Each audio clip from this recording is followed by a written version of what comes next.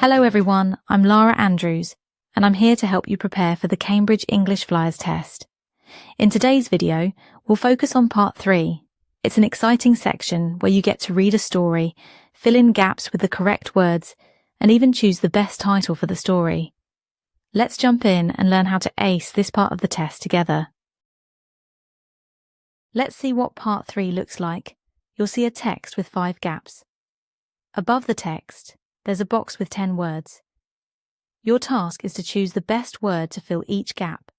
The missing words could be nouns, adjectives, verbs in present or past tense, or adverbs. At the end, you'll also need to pick the best title for the story from 3 choices. Let me share some helpful tips before we dive into answering the questions.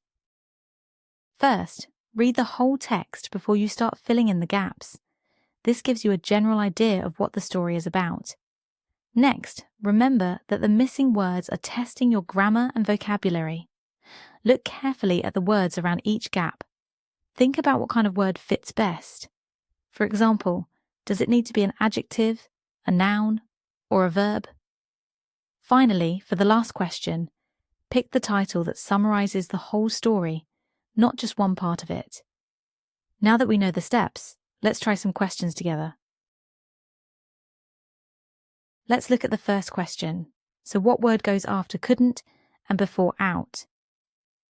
The answer is find, because find out means discovering or understanding something. Now have a try at question 2 yourself. Pause the video if you need more time. How did you do? The answer to question 2 is horrible, because the woman is described as ugly, so her dress also needs to sound bad. Horrible fits perfectly. Now pause the video and try questions 3, 4, and 5. So, how do you think you did? For question 3, the answer is whispered because that's how Robert said, "Don't go with her." For question 4, we need a verb because the action involves going up the stairs. The answer is followed. And for question 5, we're describing the amount of sweets in the room. The correct word is full because the room was full of sweets. Now let's tackle the last part, question 6. Which one do you think fits best? Pause the video if you need time to decide. Are you ready?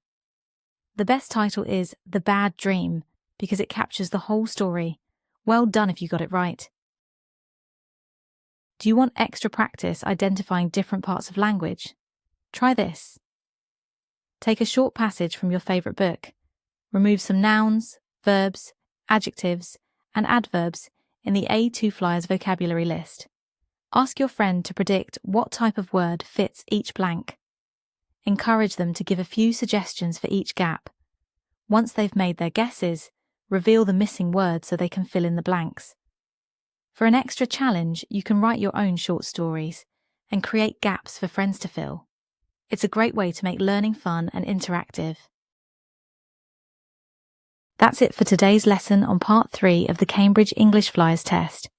Remember, practice makes perfect, so keep working on those skills.